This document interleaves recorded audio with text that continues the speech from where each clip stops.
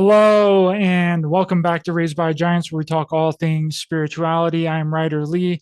Tonight we have returning guest Walter Bosley. But before I introduce him, check out Raised by Giants on Rokfin. It is a completely uncensored platform. Go over there, set up a free account, and get all of my regular content I post on here and all of the other creators' content as well. Sign up for a Rokfin premium content, which is far less than a YouTube premium account. And with all the censorship going on, you can always find me on Rokfin, and you'll get all of the other creators' premium content as well. Check the link in the description to sign up for the video streaming platform, Rokfin. Also, check out C60 Purple Power. It is the most powerful antioxidant on the planet. Helps with energy levels, skin problems, infections, eyesight, brain cognition, EMF radiation, and a lot more. It's a free radical sponge that gives your body the ability to heal itself. And if you use promo code Giants10 from the link in the description, you'll get 10% off your entire purchase. Highly recommend it. I've been using it for over a year now.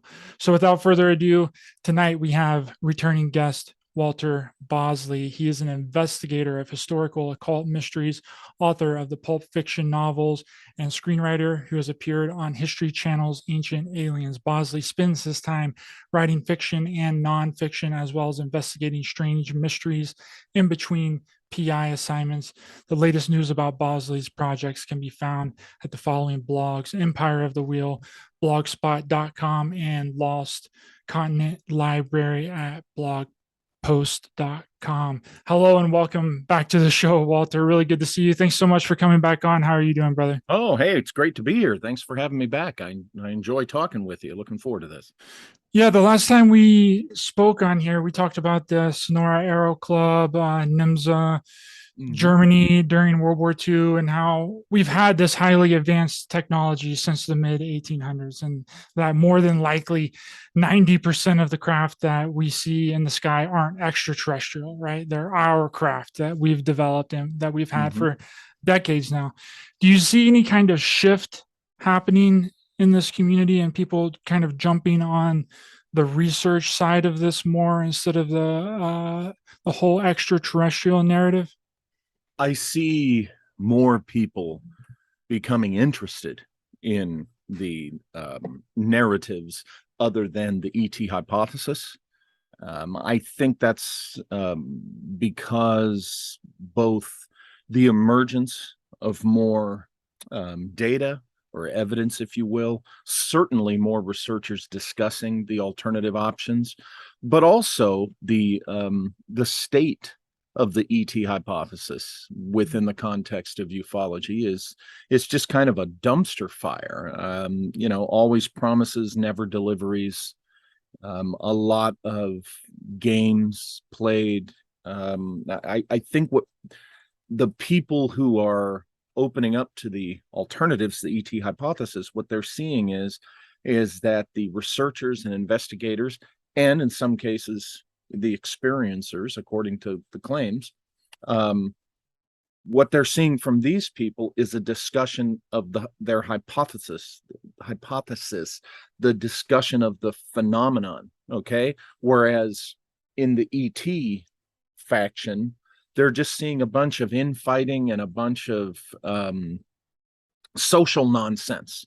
So, that's, between that being a turnoff and between the alternatives being presented with a more focused approach and discussion, I think it's natural that we're seeing more people interested in the alternatives. And, I'm all for that. I'm not against the existence of ETs, the idea of it, but it certainly, in my opinion, does not explain nearly as much of the phenomenon as they have had people believe for decades. Well, when you think about it too, after all of these events, because all these events kind of started happening after World War II, the very first abduction happened after World War II with Betty and Barney Hill. And Jay was telling me the other day that the original statement that Barney came out and said is that it was the military, right? And then he changed his story. But the thing about it is after every one of these events, someone from the military, especially after the Washington Flap event of 1962, the Air Force general came out. I don't know if you saw this video. 52, I believe. Yeah, 1952. Yeah, 52. Yeah. yeah. Did I say 62? Yeah. Sorry, it was 1952. My bad. Um, some of these dates get mixed up in my Hey, head. I hear you. But the Air Force general came out. They've been telling us this the entire time, that it's not extraterrestrials. Every time that they come out and one of these events happens, they come out and they make a statement and they say, we have no reason to believe that this event was extraterrestrial, right? And Yeah. I don't think that they're lying about that. I think they're I, telling the truth. it's conceivable, of course, that, an authority would lie. Of course, we have instances of that, in the political arena and in, certain aspects of the military arena. It has happened, particularly, and in the intel community and on and so forth. But you could also look at it logically. Why would a civilization's representatives who have traveled across the vastness of space only approach, um, the nobody, out in the middle of nowhere and swear them to secrecy, or do it in such a way, interact in such a way that, they, don't want anyone to know? Some people say, well, that's because, the trigger happy nature of human beings. Well, again, if they have the technology to get here, you got to consider the possibility that they have the technology to defend themselves against our projectiles and things like that. I just, in some cases, ET's coming here and wanting to be sneaky about it. Yeah, but I just can't buy that in all cases. It just doesn't make sense. And that's what they want us to believe. And so when the government and the authorities come out and they say, hey, these are not extraterrestrials, this is the fallback. Oh, they're telling us it's not extraterrestrials because, well, they don't want us to know, or the ETs don't want us to know. There's always the counter explanation to maintain the simple and pure belief. Yeah. I think that's the cover up though. There's a cover up within a cover up. Right. Sure. They make you think that it's they say that it's not extraterrestrial, and then people automatically think that they're trying to cover up the extraterrestrial when they're actually telling you the truth, that it's actually us. Because if it's not extraterrestrial, that only leaves one other option, right? That is human beings Well, in our highly advanced craft. And another thing about it too, Walter, is that we have the ability to sabotage a pipeline in another country, but we do. an ET can't hijack a television or communicate other than channeling or some nonsense like that. Like, what is going on? If they have highly advanced technology, they would be able to just Well, hijack the radio waves or the internet or the TVs or something. yeah, and you read my mind. What I was going to follow up to what you were saying was that, think about it.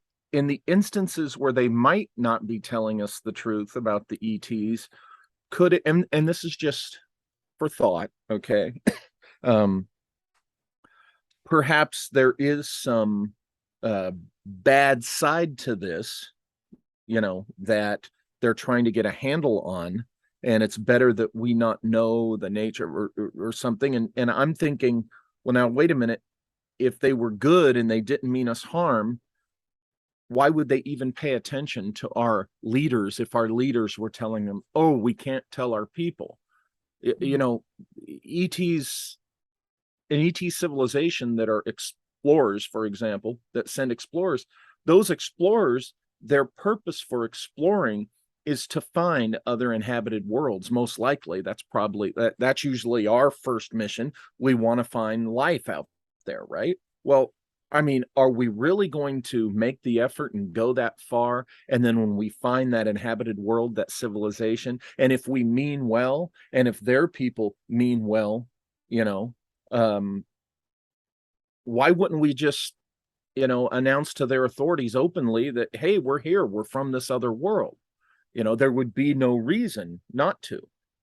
However, if you have, nefarious motives, okay, like conquest or what have you, in those instances, you consider being sneaky and kind of careful with your approach, particularly if you were also another human civilization, right? If you were a human civilization out there, or let's say we find a human civilization on another planet, right? Humans just like us.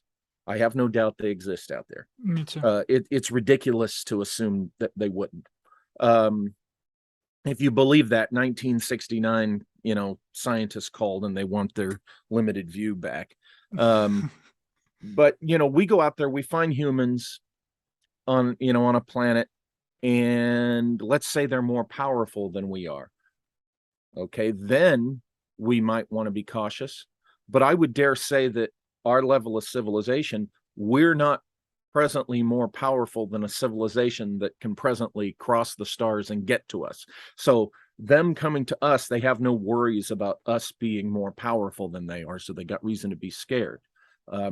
Again, what I'm trying to say is that there's really very few reasons, if any, for a true ET civilization that has traveled all this way, that's crossed space to come here, to be all secretive the way we are expected to believe from the popular ET hypothesis. You mentioned Barney Hill. Yeah, exactly. His story didn't change to the popular ET version until Betty was becoming very popular in UFO, clubs and circles, and what would become the new age portion of the UFO community. And I'm a little cynical about Betty. I think she read the room of ufology, popular ufology, and said, hey, wait a minute, I can be like a little star here. And I think that's how she it kind of influenced, we'll say, Barney to go along with the extraterrestrial thing. Yeah, and just like how all the secret space program whistleblowers are influencing other secret space program whistleblowers, and then it becomes something real that they think that actually happens. But we're going to get into that Yeah. here in a few minutes. But also, why would any? It's kind of like what you're talking about. Why would any extraterrestrial civilization that's highly advanced, that has our best interest or doesn't have our best interest, come Yeah. here and give us anything? Right? We're compared to what you think in extraterrestrial civilization, the popular theory of what they are, we're a primitive species to them, right? And we do nothing but hurt each other and harm each other, fight endless wars. We do a lot more stuff. than that. Well, I'm not a misanthrope. We're pretty amazing. No, I agree. I agree. I love the experience here and I think it's great. But why would any peaceful civilization come here and give us any kind of technology? It doesn't really make any sense. Well, think about it. When we went to the moon, look at the plaque we left. We come in peace. And the United States was one of the countries, neck deep in the Vietnam War in 1969, right in the heart of it, right in the middle of it. So we're assuming that a technologically advanced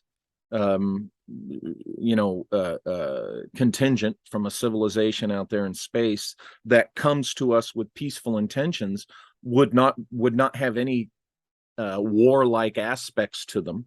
And that's just wrong. I think what we're going to encounter are people just like us who, back on their home worlds, they're going to have their issues. They're going to have their wars going on. And, we don't know what's in the mix.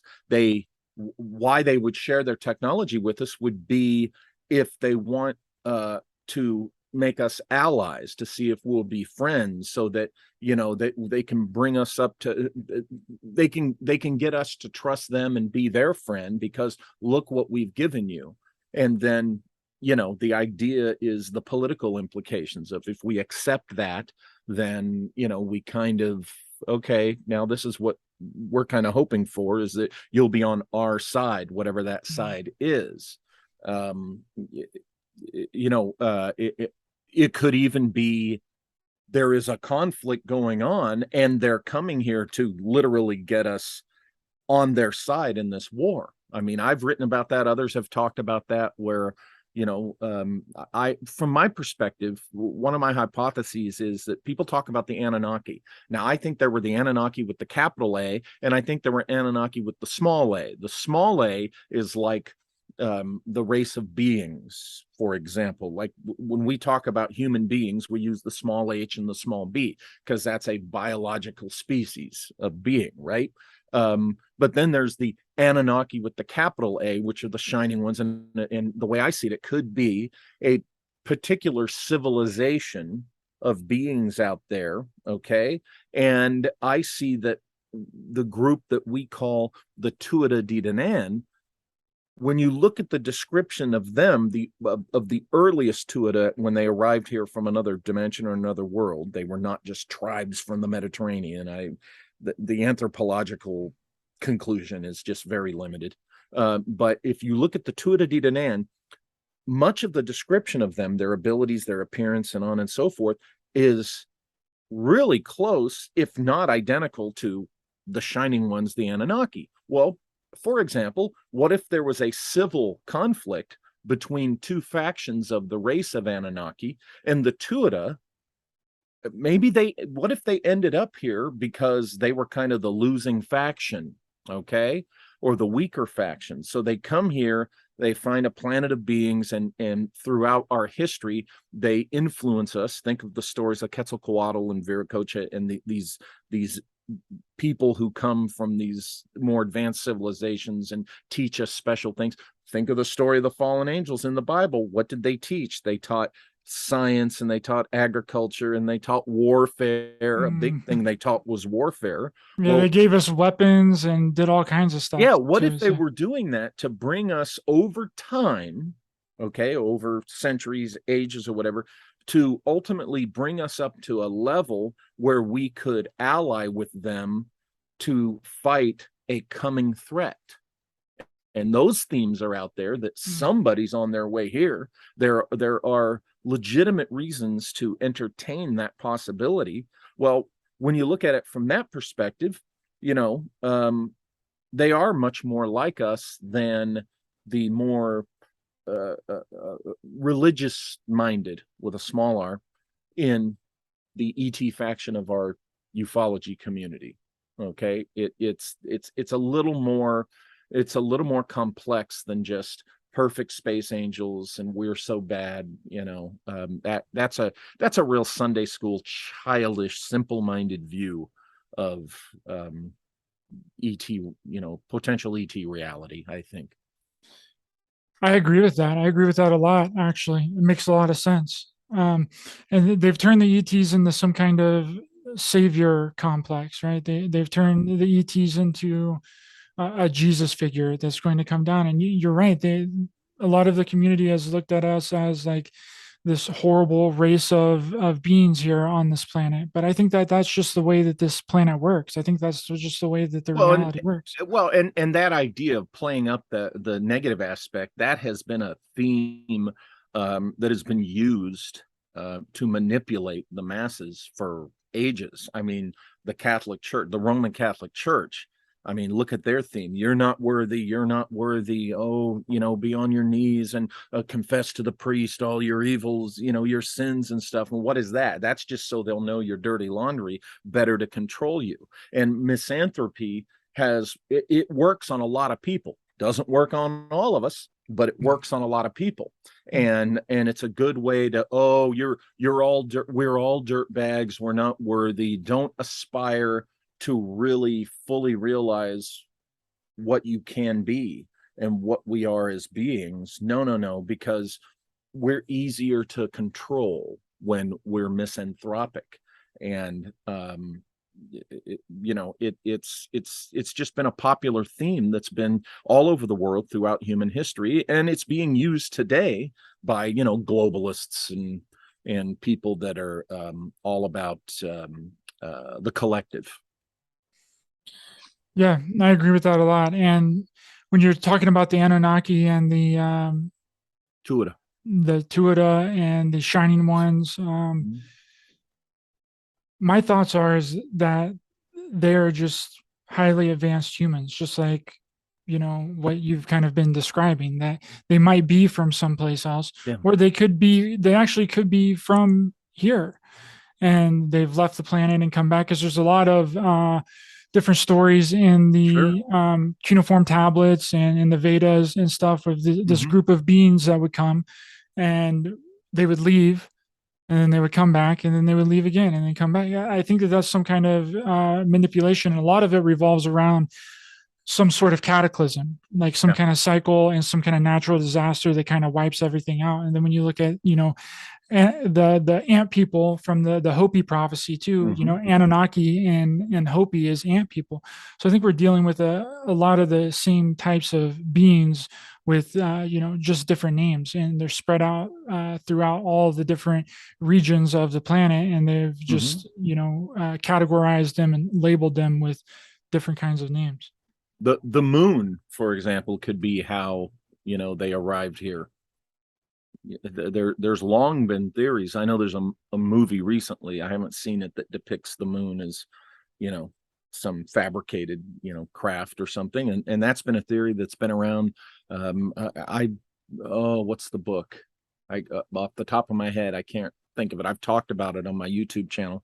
Um, but it was proposed in a particular book in the early 60s, if I'm not mistaken, that goes into the hypothesis that existed before the book came out, that the moon um, was used as a craft to, whether you'd call it a generational ship or what have you, that it was used to travel through space.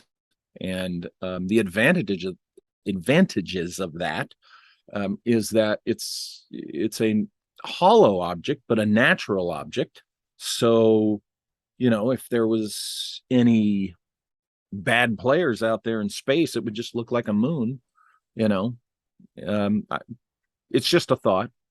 Yeah, it's interesting. I saw that movie that you were talking about. I watched it on HBO. Was it any good? It was a really good movie, actually. It was I'll have really to check it slow. out. It's slow and it's kind of long, but it gets really good at the Oh, end. Like, cool. I'll have to check it out. yeah, and when you think about it too, the moon influences the water, and in Yep. this movie, they talk about how the moon is like is exactly like what you're saying. It's like a DNA database or whatever, and then Oh, okay. they kind of put the DNA from previous generations that's lived around the galaxy Oh, I into the see. Okay. water, of the oceans, and then we develop out of the water. Oh, I like that. Okay. I'll have to check this out then. That sounds interesting. Yeah, it was really good. I randomly saw it and I was like, okay, well, it's kind of a disaster movie, and I'm kind of a sucker for some disaster movies. I like Sure. me a good disaster movie, but yeah, it was really good. The acting was kind of wonky, but I mean, what do you expect? Yeah. But it has some really good theories and some really good premises in there. Makes you think, you know.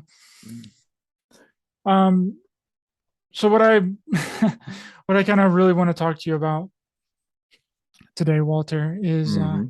something that's I kind of feel like we're in the middle of some kind of war type thing, right? And I guess I'm just going to give you like a uh,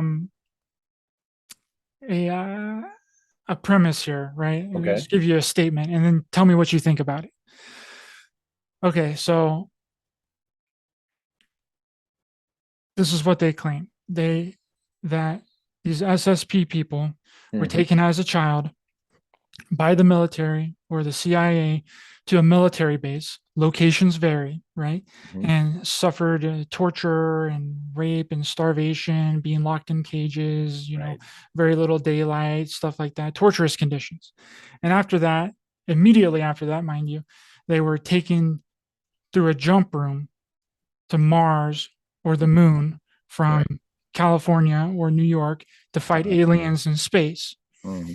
with highly advanced technology, body suits, cyborgs, clones, laser guns, technology like med beds and regenerative tanks and replicator technology. And after all that, right, after serving for 20, 40, 60 years, however long they say that it is, their age regressed magically Uh-huh. right back to the very time that very moment that they were taken as a young Right. child. What do you think of that? Hmm. Okay. Multiple things. Ultimately, I'll get to the only one thing that if the people who tell stories like that aren't consciously making up and lying, that it could be. But first, essentially, I think all of that is a bunch of nonsense, that people who want attention and want to be stars in the UFO world, go on whatever outlet will have them on and make these claims because they know that the audience is going to be wowed and entertained, and they're not going to question it, and certainly not the hosts that will have them. But yeah, I think it's nonsense.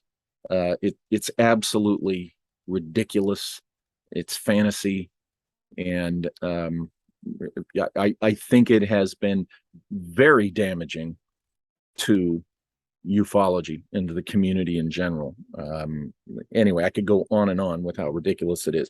The only thing, if I were going to entertain that these people who make these claims aren't full of crap and making it up and lying, if they're not lying, okay, then I would recommend they get some type of counseling. Or if it's not some type of issue where they need professional help, then the only other thing I could think of as a possibility to explain their stories, if they're not lying, if they're telling the truth as they believe it, is that for whatever reason, they would have to have been exposed to the application of MK Ultra type processes and methods. Okay, because false narrative is what that part of what it was all about. Remember, they wanted to create operatives whom, with a code word, literally, that's where the movie The Manchurian Candidate got it from. The idea was, even by telephone, they could call and say a code word or a sentence, and you would click on and you would be agent so and so. You would then go do your mission, and then when you were done with your mission, they would say the closing code, and then you would snap back to that, your real identity, so to speak. And ideally what they were trying to do was have it work out that you would not remember anything about being on the mission. And in the pursuit of this objective, they developed a way to, through hypnosis and narcotics, or chemicals, let's say, through hypnosis and chemicals, they pursued and developed a way of laying a false narrative, okay, in the individual human mind psyche, okay? And that false narrative, if your mind went to the period of time that you were operational, this is the hypothetical objective they were pursuing for a couple of decades, if your mind did kind of go in the direction of, gee, where was I for that month or those days or something, then the false narrative would kick in. And the wilder, the nuttier the false narrative, the easier it was to keep you suppressed, because you would immediately be trying to tell the false narrative, and it would be something that they know that most people are just not going to believe, and it would make you look nutty, so that then, if by chance you did kind of let a cat out of the bag that was real, there was less chance anyone would believe you. Now, I know this sounds like, oh, that sounds like a bunch of hypothetical. How do we know? We know they really did this stuff because it is a matter of historical record. The 1973 Church Committee is what a congressional committee ended up being why this stuff was all made public. All the things I just described to you were actually things that the CIA, and they introduced the military into this in the 50s, were developing. Their psychiatrists were developing this. They were actually having success with this stuff. In my book, Shimmering Light, I lay out the details and the evidence that my own father most likely exposed to this, because of all the branches, that the CIA introduced MK Ultra to, the Air Force was the most turned on by the idea. Okay. The Army and the Navy, they were okay with it, but the Air Force really liked it. The Air Force, it's a matter of record, went on to establish their own little program within the Air Force, their little MK Ultra research program. And by 1973, when the CIA had to come clean, the Air Force wasn't ordered to come clean. To this day, we don't know how far the U.S. Air Force took MK Ultra. Okay. And my dad was in the right command, right place, right time to likely have been exposed to this. And I was told as much in the late 90s when I was on active duty, that, and such. So I kind of know, about what I'm talking about here, and combined with experience, personal knowledge, and the research I did. It is possible in the cases of the adult individuals who truly verifiably had been in the military. Okay. For example, or truly verifiably had some adult professional connection to any government agency that would use MK Ultra methods. That's the only possibility I give these people who tell these stories any what's the word for it? And any possibility of them not lying. But unless it's that, all that stuff you described, that's just a load of BS, unless they've been MK Ultra. And then that's another story, if that's the case. Wow. I can't believe that I came to the exact same conclusion as you. We didn't even talk about this before we came on the show. Like, we know that the MK Ultra stuff is real. There's 149 declassified documents about MK Ultra, and I've read through every single one of them.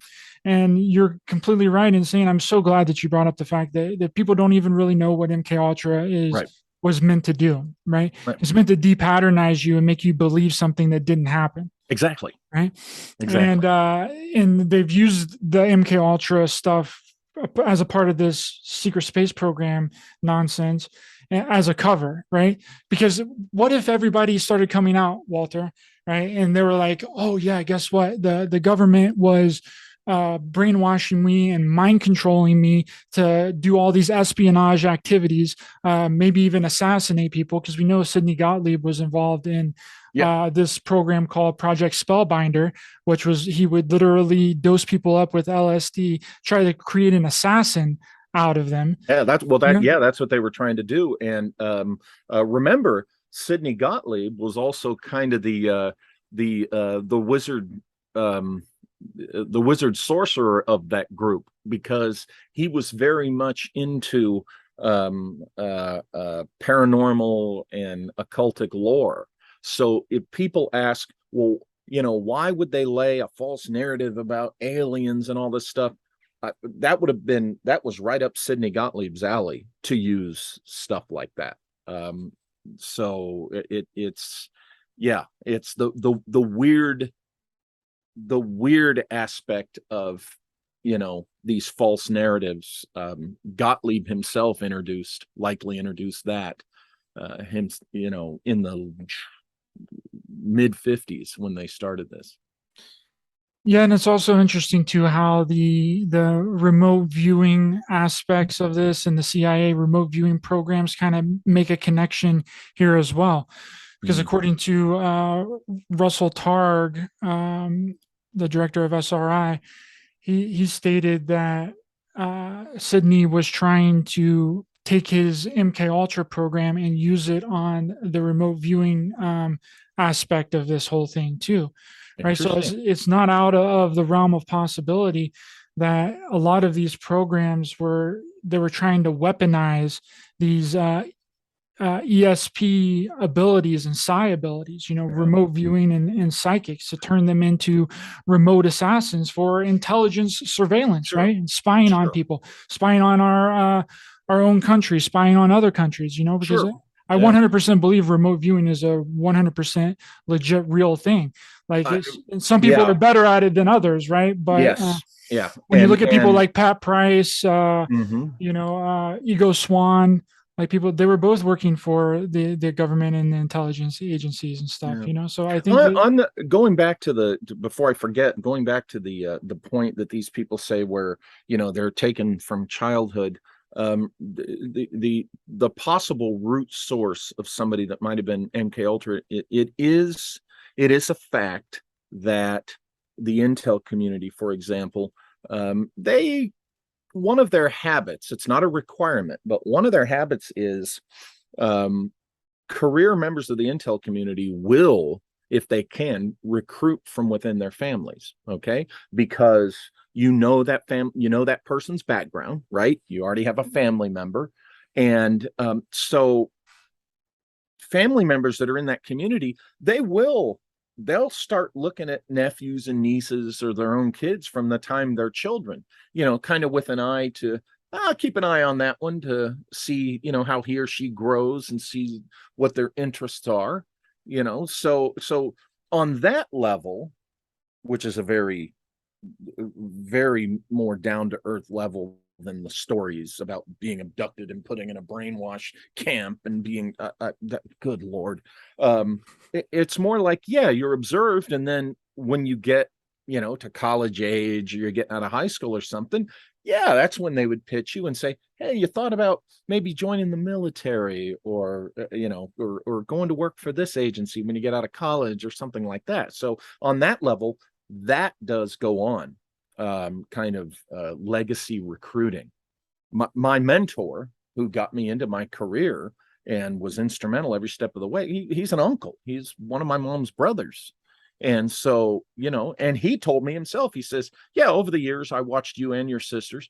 And he said, as you got older, I realized that your sisters just weren't interested and he goes, they have the aptitude if they chose to, but he goes, I could tell they just wouldn't have been interested. He goes, you're the weirdo. You're the one who cares about these strange things, and you're the one that this would interest.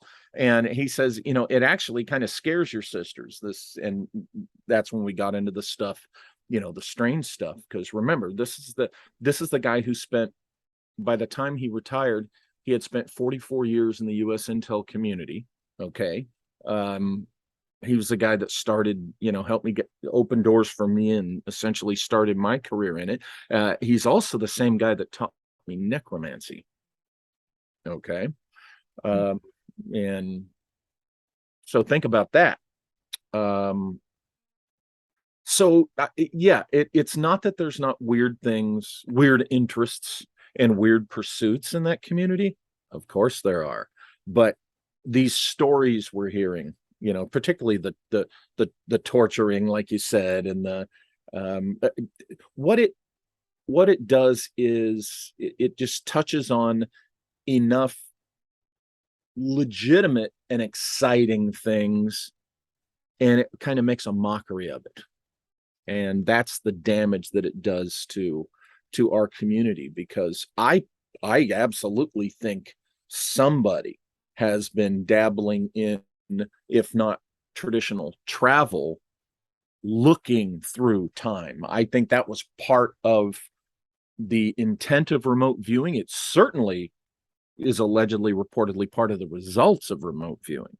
The things I was told over the years here and there, the little snippets, but unfortunately in our community, the claims of the so-called experiencers are just so beyond the pale and so ridiculous that it makes an attempt at a serious discussion of time travel seem ridiculous, and it discredits it. So you got to wonder, is this why some of these people are telling these wild stories, to get us off track? You talk about the SSP conversation. We all know that there was a group of researchers who were being featured at at the only real and serious series of conferences for SSP. I got to speak at the last one in 2015, and it was serious, grounded research that was making headway that was completely derailed after that, thanks to the likes of these people making these crazy time traveling commando, stories. And I can't help but suspect that some of that was the intent of those people being pushed. I agree. And then when you also look at the MK Ultra documents too, every single one of those sub projects, 149 sub projects, has LSD involved in it, and sometimes a hallucinogenic called BZ, which is 100 times more powerful Mhm. than LSD, right? And then they also use this series of techniques. One is called a de-patterning, right? Which is to brainwash to remove normal patterns of thinking and behavior. And then they use this other technique, which is called psychic driving, right? Yes. Which psychic driving, procedures is, where you take a patient and you subject them to continuously repeated messages, Yeah. and it's only stands to reason. And sometimes it can be audio messages, and I think sometimes it was there's documentation where they would throw a screen up in front of the person and just they would watch that for hours and hours and hours, probably days, right? So you Yeah. can make people believe whatever you want them to believe Sure.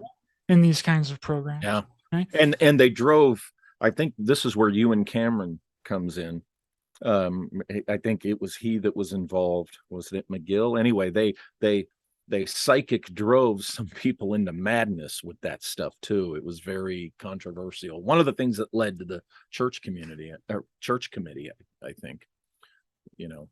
Yeah, then they can implant things that didn't really happen. I think that that was kind of the mission from the beginning, reading through a lot of these documents in the early Mhm. 50s, was to rid soldiers that had classified Right. information of their memories, right? So if you can take away the memories, then you would also be able to do it the opposite way, right? You would be able to implant false Sure. memories as well. And I emphasize in my book about my dad that, people immediately say, oh my God, they were victimized. Well, yes and no. Because I argue the scenarios like this. I mean, I've been there, done that. You're in the military, in this case, the Air Force, you're part of a very special project. It's the late 50s, and this is a new toy to them.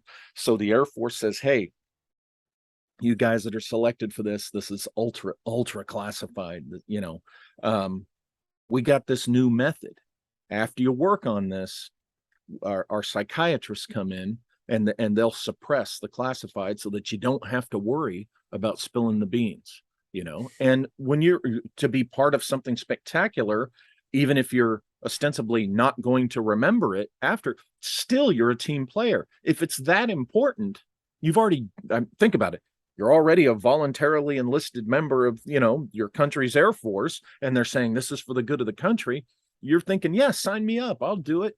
Sure, yeah, go ahead and suppress that memory. So I'm pretty sure that it was made clear that it was a condition of the assignment. And I could totally see my dad. I mean, my God, he was in like his early 20s, I could totally see him saying, him and the guys that, he worked with and on that thing say, yeah, sure, we'll do it. And they went there, they did whatever it was they did. And then afterwards, what they actually did, sure, was forced down underneath the false narrative. And the false narrative was the story he would tell as the hypnotic lock or whatever suppression was weakening, which I was told that that's what was happening to him, is that over the decades it would weaken, and what he was saying that he believed in was actually likely the false narrative they put in there. Wow, that's incredible. Where do you think that they did that kind of procedure at? Because I've heard Fort Detrick, Maryland, was some of the one of the first places that they did some of the MK Ultra Sure. stuff, or the depatterning and the psychic driving uh, to make um, people. with the Air Force having its own program, he already says that going to Wright-Patterson was part of the learning about what he had to learn to go on this mission he did in Arizona. So my bet would be that they the psych lab at Wright-Patterson, whatever it was at that time. So the Air Force would likely have had their own location. If they had their own program, they had their own location, Yeah, like the Navy. Navy does business that way too. yeah, it makes sense. And I think that they had to put in this kind of this cover up, right? Because I don't know if you're familiar with Kathy O'Brien, though, but I think that they learned their lesson with Kathy O'Brien, which, Yeah. I had her on my show once, and uh, because she literally sued the government for the trauma and the abuse and the Sure. mind control that she endured, and Mhm. the government had to acknowledge that they were doing those kinds of things like publicly. I mean, nothing really came of the lawsuit, unfortunately, but it paved this way. And then they were like, okay, we can't have all these people that's been through any of these real MK Ultra programs, Yeah. especially on a presidential level, like she was like in the government, in the White Yeah. House and stuff, coming out all at the same time. So we have to include this false reality, this false cover up to get people talking about that, Yeah. so that we don't have to take responsibility And for it's the things that better we're really doing. and it's better to make it sound as wild and less believable, if not flat out unbelievable to most people as possible, so that it's easier to write that person's claims off as, well, they're a nut. I'm curious about the fact that nothing really came of her lawsuit. It makes me wonder. I've wondered if, as a condition of some assignment she had signed something. Because when you go in the military, you sign. I mean, particularly when I was going through officer recruitment before I went to OTS. I mean, you're signing stuff now. If you're the officer in charge and you're ordered to release nuclear weapons, would you do it? Yeah, and you sign it. It's you sign it. And there's another part that basically in the military you sign away that that they're essentially, I forget how it's worded, but essentially they're gonna, if they choose to, they're gonna do medical things to you. And yeah, you accept it and you sign it, and that could cover MK Ultra. Okay, it's like, well, you signed voluntarily that, and that covers us. So I wonder, it'd be interesting to read the actual court documents of, or whatever the depositions were, whatever the responses were, because yeah, they kind of got some egg on their face with the Kathy O'Brien thing.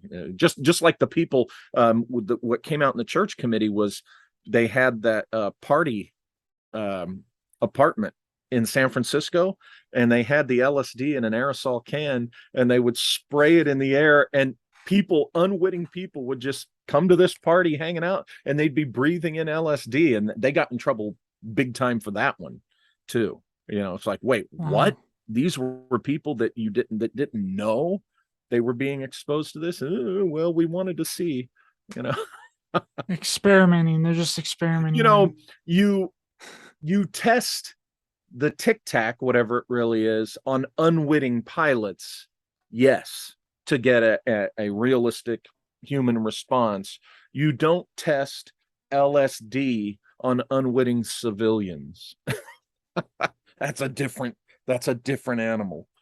Yeah, I've never been unwittingly had hallucinogenics given to me, but I would imagine that it would trip you out hardcore. I've heard some people that's had stuff slipped into their drinks, and like they had like a freak out and like had to go to the hospital and stuff. Yeah.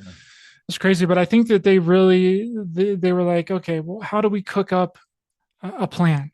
Right? They went back to the drawing board after the Kathy O'Brien stuff, which don't quote me, but I think it was I don't exactly know when her lawsuit took place, mid 2000s or something like that. Something, yeah. And Not quite then 20 years ago. yeah, maybe early 2000s or something. And they were like, okay, well, how do we cover this up in the best way? I know, we'll make the MK Ultra, the Stargate, the Montauk, the Monarch assets believe that they were in space, fighting aliens with time travel and highly advanced technology. Yeah. Right. And regen tanks and bodysuits, and they'll never be able to prove that it actually happened because it didn't actually happen. And they'll fight each other about it, and it'll make them look Looney Tunes for even talking about it. And that's perfect. That's perfect for the plan, right? Because then that means that it covers up the real things that are happening on the planet. And the big league media outlets in the community will just love it, and they'll proliferate it, and they'll spread it around because it's good radio, it's good entertainment. And let's see, we could have Dr. Laviolette, Brandenburg, and Farallon talking about real SSP research, or we could have these wackadoodles talking about being time traveling, commandos fighting bugs on Mars. Yeah, what do you think they're going to go for? Of course. So yeah, the guys who are wanting that to be out there, they're just saying, perfect, perfect. This community's a sucker for this kind of stuff. We'll give it to them. All the while they're actually, I think that the real people that's been through the actual legit MK Ultra was being used for intelligence data collecting, assassinations, remote assassins spying on other countries, spying on our country, Manchurian candidates, like you were talking about earlier, and sleeper agents, right? And Yeah. it's really unbelievable that people haven't really been able to put this Well, together. for instance, take somebody who claims to, who was among these people, and we know their names. Some of them legitimately were in our military. I mean, they have legitimate DD-214s. They were in the military. I, I would be curious, just as kind of a exercise. I think if we had their actual personnel file and their medical file, okay, in front of us, we could go through it. And if there was any indicator that they may have been involved with intelligence activities or special ops, I could probably point that out to you. Like, oh, okay, look at this. He was in a unit here, she was in a unit like that, blah, blah, blah. And what the file is not saying is that those kind of units had a human element, blah, blah, blah, blah, blah. And I going through a file like that, someone like myself could recognize the possibility that, oh, okay, they were an intel operative. And so now we have a reason to suspect that they probably or possibly were MK Ultra to suppress what they did. And of course, what they did being nowhere like or near the false narrative that's put in their head. Very likely much more mundane. And Yeah, the and first maybe the first red flag should be that all of these people can talk openly about it, right? And not get true. into any kind of trouble. You can talk about the SSP, fighting aliens in space, super soldier Yeah. stuff all you want, right? And no one cares. Yeah, You yeah, know, yeah. It's like it's if this were true, if this were all real, the minute that person stopped talking to one of these shows, there'd be a knock on their door, figuratively speaking. You would never likely hear them talk about this again. So there's just no way and that's just one of many reasons to say there's just no way these crazy stories are true. And people say, well, maybe if they just ignore it, then it'll look like it ain't. God, no, believe me, if they are really letting out real information that is so deeply secret, no, Uncle Sam is not just going to ignore them and hope it goes away. Sorry, they're not going to do that. I mean, look, for example, at the Gary McKinnon case, how much the US government was, just rabid over getting him. Okay. Look at the Julian Assange thing. We're just rabid about, and look what it's over, what it exposed. McKinnon's might be something to do with actual space ops, Assange's was not. So when you see them rabid to go after guys like that, yeah, I'm sorry, they would be clamping down so fast on our SSP commandos in the ufology community that your head would spin. Yeah, it's. yeah, they're afraid of you actually figuring out the truth, right? Because if you start bringing it down to Earth, right, and taking Yeah. it out of outer space and out of aliens, and start talking about the remote assassination products and the Manchurian candidate stuff and the psychic Well, espionage. even stuff that's in space, if you start looking too closely at what might actually be going on in space, they don't like that either.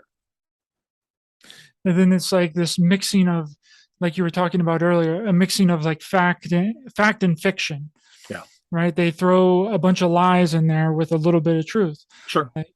And that's, I think that that was the whole goal, is to just create confusion surrounding that, Hmm. so nobody knows what to believe and no Right. one is taken seriously Right. on either side. Now, Half more truths. recently, in recent years, of course, we've seen a more a bigger attempt at having a more direct hand on the narrative with the emergence of TTSA and all the CIA players and Lou Elizondo and all that crowd and all that stuff. And that's been a very interesting chapter in Uncle Sam's influence and manipulation on the ufology community, um, because they'd never done anything quite like that before.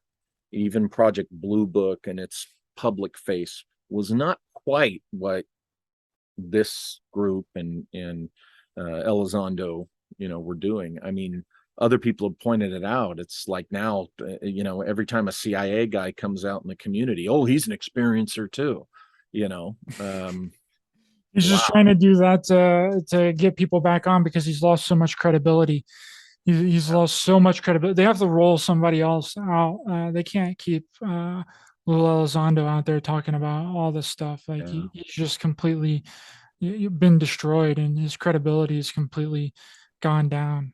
yeah, yeah, Yeah, yeah. And this bit with the thinly veiled threats at John Greenwald from a lawyer, openly on Twitter.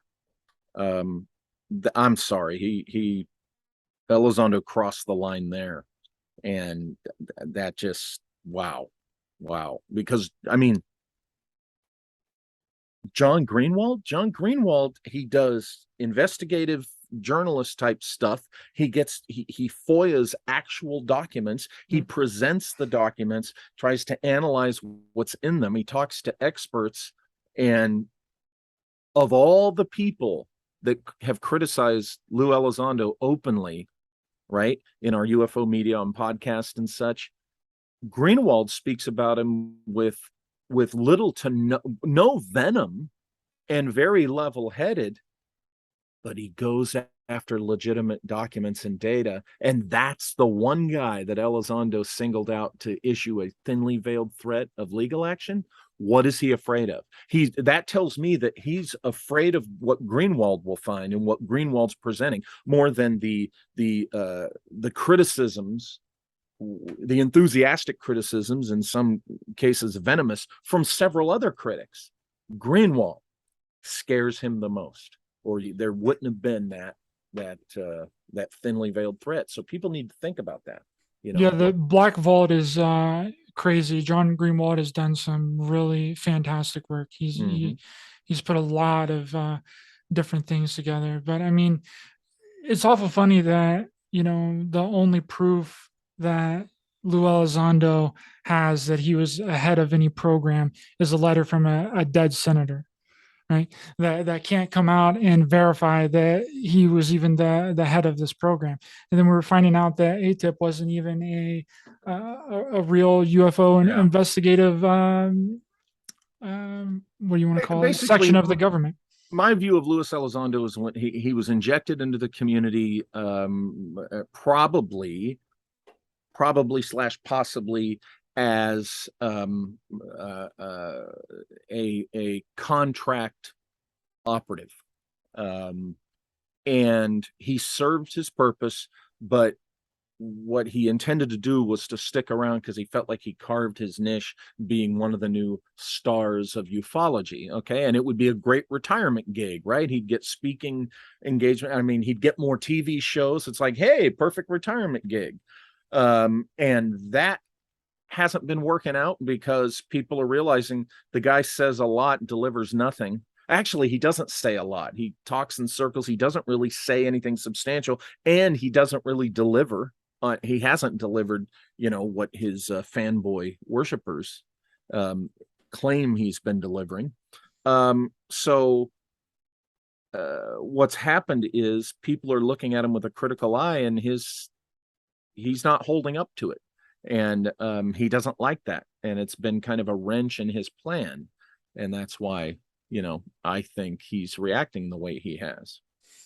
Well, him and a lot of them has all admitted that they're counterintelligence operatives, Yeah. right? So it's like they flat out say that, So what does that mean? What is that telling you? Well, remember, there's the quote of his where,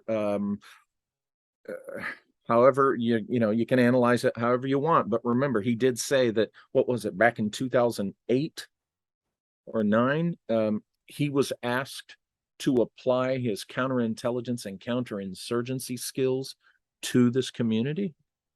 Uh-oh.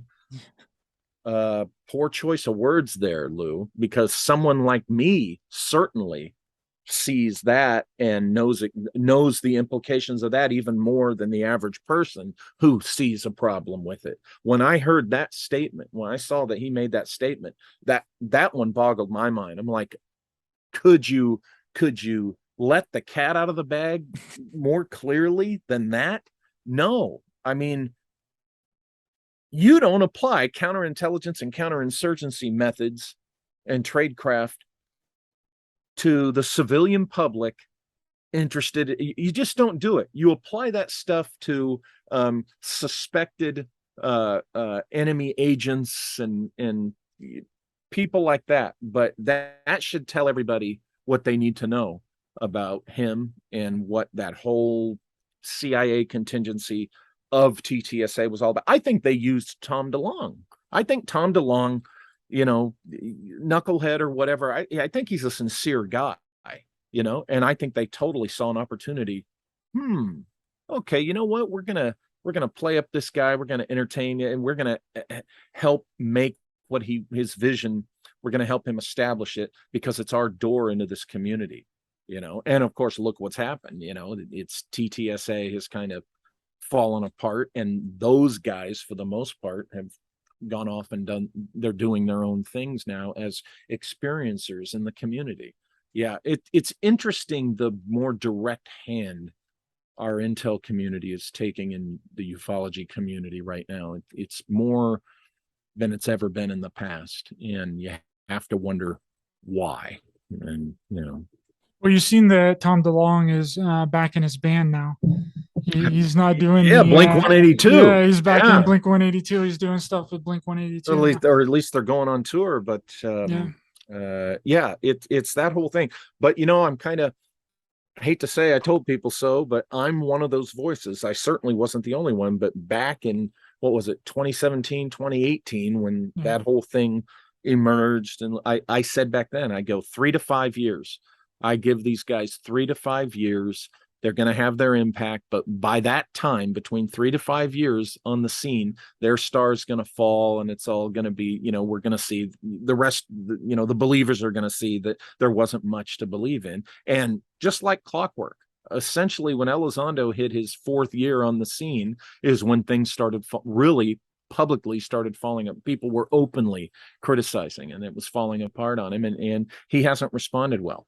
It's angered him, which should be another red flag, but he still has his loyal believers. But our community is rife with true believers of various stripes. Yeah, it's just so easy to see through, though. That Walter, it's like, but I mean, I guess the alien narrative isn't too ripe with people that can put two and two together. I don't guess, but I mean, no matter which way you look at it, the the mainstream UFO community has been hijacked by these by the CIA in this controlled disclosure type of movement. But since we're kind of on the topic of like these big names in ufology, what do you think of Richard Dolan? Oh, Richard Dolan. I'm in that camp that thinks he went off, kind of wandered off the rails. Okay, obviously, when he first came on the scene, he was being a scholar of the topic, right? And doing his best to do scholarly books, and that was the track he was on. And I think it's become really apparent the wandering from his rails with the Wilson document thing. And when TTSA emerged, and I'm not the only one who thinks this, I've discussed this with other people in the community. There were those who were known in the community who kind of weren't invited to that party. And it became obvious real quick that they kind of wanted to be invited to the party. But if they weren't invited to the party, they decided, okay, I'm going to try to get my own party started. And this Wilson Docs thing, wow. What do you think is going on there? You think it's a completely fake document? There's not, what's to it is nothing that he's pushing. And each time he comes out and says, oh, this is a major step forward to prove that they're legitimate, it's always that same kind of thing where it's other clowns in the same circus are verifying each other.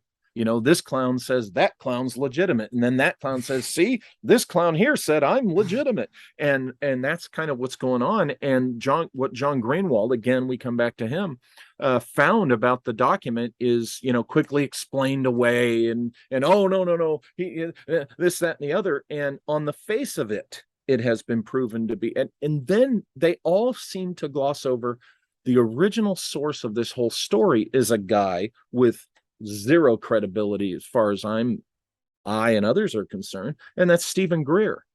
Let's not forget that this whole thing emerged from the likes of Stephen Greer. And so a couple of years back, I think it was 2018 or 19, when Dolan made his statement about the Wilson docs, and he said, if you don't buy the Wilson docs as legit, when he said you're on the wrong side of history, he essentially started the smack talk. That's when I realized, oh, wow.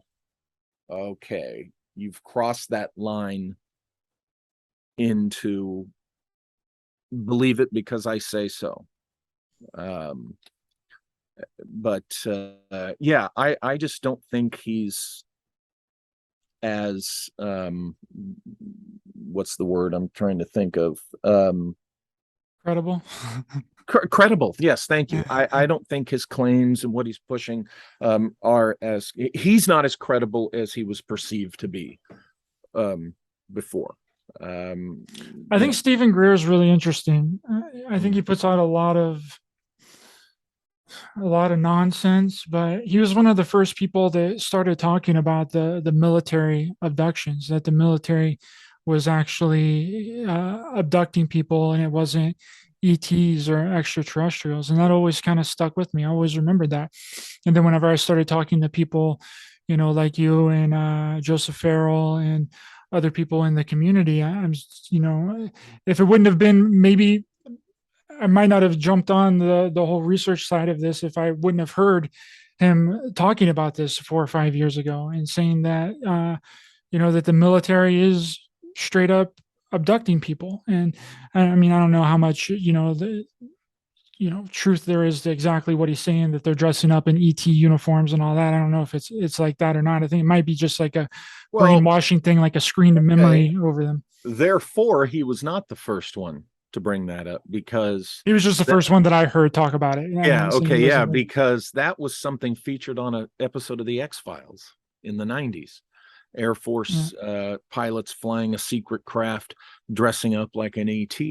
So, yeah, with Greer, you know what they say, even a broken clock is right twice a day kind of thing. I don't even think he's right that much. What taints Greer is, you know, when it's pointed out some of his business ventures that are allegedly giving people an experience with UFOs, and there's so much evidence to the contrary that it's all a fraud, that, you know, and that's just one instance of for me, Greer has download an app on your phone and then you can contact aliens, right? Or stand there with watch him flash a flashlight and there's a light out there on the horizon, that couldn't be coordinated with a buddy. It's never these kinds of things. never turn out to be legitimate. And it again, it does the in any kind of serious, credible discussion about ETs, it does it a disservice because there are shysters who just they want attention, they want to make a buck, okay, and it's really that simple. It really is that simple.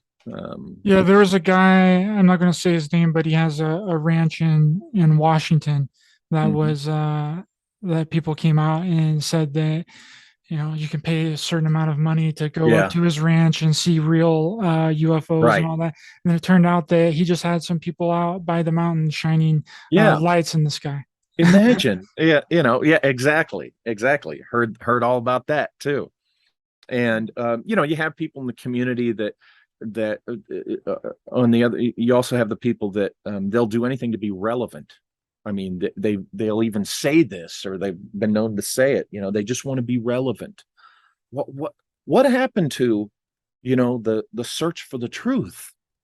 What It's like, okay, I get it. Your value is to be socially relevant, to be with the cool kids. It's more about your social reputation and your whatever you think your legacy is going to be than actually trying to figure out what are these things. And that's what ufology is. That's what the community, the audience, right, the people who are interested in this stuff, that's what they're up against. They're up against people who they think they can respect and have faith in, and it turns out that those people are about their own ego and or about their own pet hypotheses.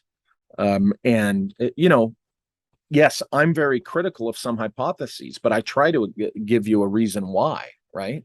Um, I try to say, well, this is why I don't think that, or this is why I don't think this, or this is why I do think this or that. But yeah, the people in the community that are interested in pursuing the truth, um, I think they get led astray by the egos of the people that are forced in front of them who get the stage light. Do you think that that's been the problem a lot in this community is that they've kind of ran out of material, so they just Yeah. start making Well, the stuff up? the ET hypothesis ran out of Mm. material years ago. I mean, decades ago. Look, people have been making it goes back to the hills. I'm sorry. Yeah, her claims are is not what happened. Okay, that's not what happened. You got to go to Barney's original stuff to get anywhere even close to, what really happened. Okay, and I mean, and that goes back to the '60s. And look at the contactee movement. There's no other way to put it. Look at the goofballs in the contactee movement dating back to the '50s. I mean, come on. It's unfortunately the flim flam element of uh, uh, what we call new age now, the flim flam element, boy, they latched onto the whole flying saucer thing early after World War II. And Yeah. they latched onto that Bronco and they're riding it, they're not letting go. They've been riding that Bronco through decades of this rodeo, this ET rodeo, UFO rodeo, and they're not letting go. And they just come up with new ways to grip that thing. And there's just enough people who want to believe. um, we all have our fantastic things we do believe in, that we want to believe in and such. We all have that, but not everybody has the skill set or the grasp on how to think critically about those things we believe in or want to believe in. Some people they just go off. It's like they're a glutton for it, right? They just want it all to be real. They want it all to be true, and who um, that's who the scam artists depend upon to keep themselves on the stage. Are those people the gullible? The gullible. Yeah, I think that a lot of it has been us creating the narrative ourselves, right? Because like I said in the beginning of this show, the government has always said from the very beginning that it's not extraterrestrials, right? I think that it's been the public and the people that's been theorizing that it's extraterrestrials, and we've created this whole narrative in our head, and we've done nothing but reinforce it by talking to other people and getting other people's stories, right? Yeah. And it's just become this whole fantastical, mystical type of scenario. Well, and not that extraterrestrials could not have been visiting here Yeah. or haven't, but what we're talking about is the known popular ET narrative that has Yes. gone on for decades. That, unfortunately, for those who have faith in that, that might be the thing that's not true. So there. I think there are fantastic things we would consider fantastic going on, but we're talking about the wrong hypothesis. What has dominated the discussion in the community, I think, are fantastic possibilities that haven't been the case. It's so that the real fantastic possibilities get ignored, right? And that might be on purpose. It might be a complete sleight of hand. It's like, yeah, look over here at the ETs, when it's something or someone else. And let's look at what Jacques Vallée in his best days, which date back to the early 90s, his best work on this, the 80s and the 90s, and what John Keel and others like them pointed out was that there appears to be an intelligence, a group, whatever you want to call it, a presence here that's been here with us for a very long time. And yes, they use control methods and manipulation and influence methods, and they have for a long time. And it could be that the popular ET hypothesis is just one of their tools in their toolbox. There's smoke and mirrors. Yeah. So look at it as they've been they have MK ultra'd us, okay, with the popular ET hypothesis, right? The ET hypothesis explanation for Roswell, the abductions, everything since World War II. The popular ET narrative could be the equivalent of the false narrative that is laid down, okay, to suppress what the real narrative is, right? And it works for the most part. It works. I mean, nobody's Steven Spielberg and others, James Cameron and them have not made movies about fairies and the Tuatha De Danann, like they have Close Encounters, and the Abyss, and the other, the traditional popular ET hypothesis has been very popular and lucrative, in our society. So it's working. Obviously it's working if it is a false narrative.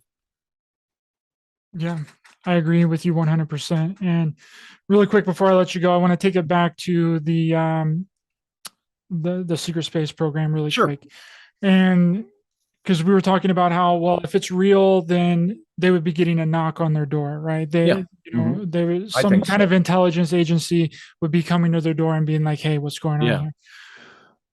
What if it's kind of the other way around, right? What if they don't talk about it, if they don't keep talking about it, they know that it's nonsense and that it isn't real and that it's made up, but they're kind of forced to keep talking about it. I don't know if that I made sense in that at all. What you're saying is the element of Uncle Sam that wants the false narrative out there, they possibly encouraging it? Well, yeah, I think so. I think that's part of what we're talking about with this CIA group of guys that was in TTSA.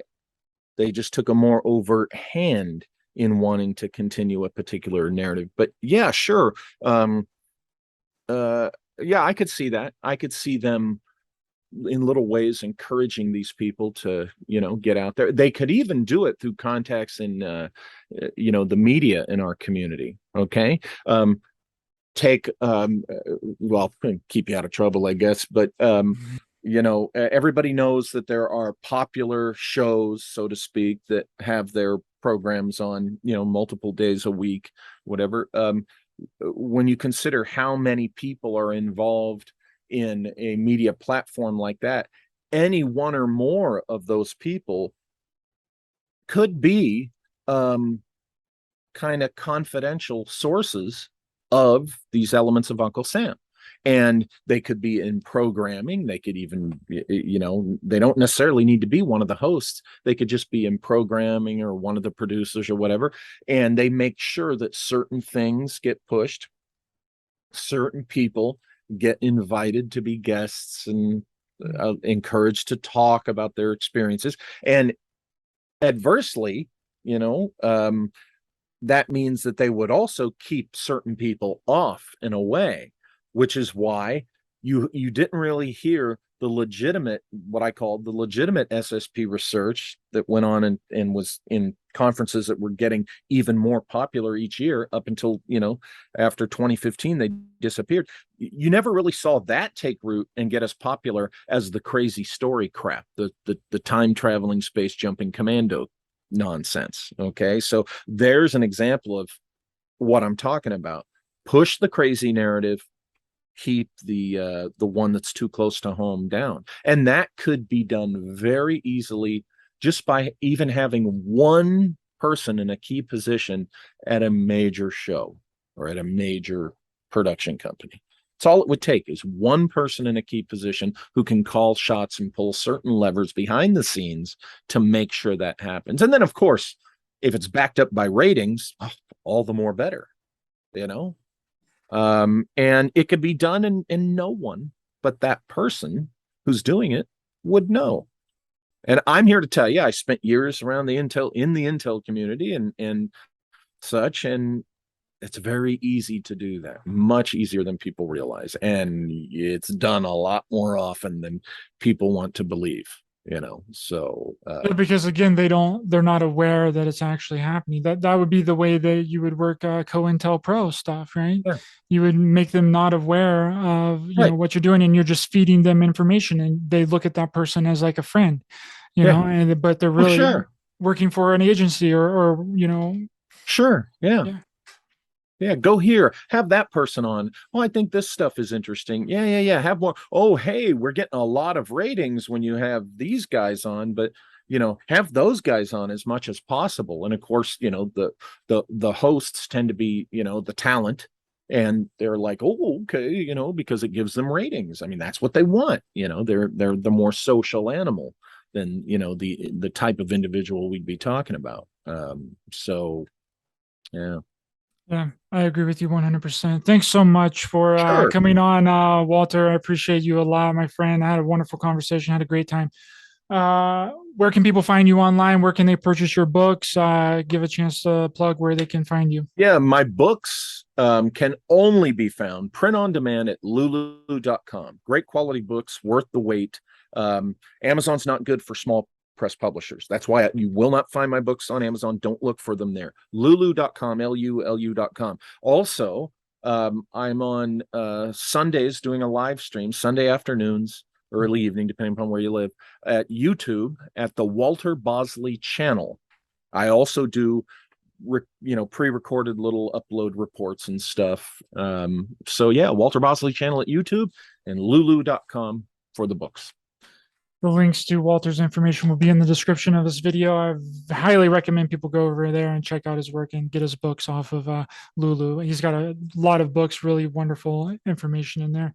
For everyone else, thanks for watching and listening. Be sure to hit the thumbs up button to help the channel out in the YouTube algorithm. Share, subscribe, hit the thumbs up. The link to my channel on Rokfin is in the description. Sign up over there, hit the follow button for my premium content, and you can catch this episode and any of my other episodes on Apple Podcasts, Spotify, iHeartRadio, Google Podcasts, and download them directly to your device for free on Spreaker.com. gmail.com. Again, thank you so much, Walter. I appreciate you. Thank you. You're welcome back on here at any time, brother. Hey, anytime you want. I enjoy this.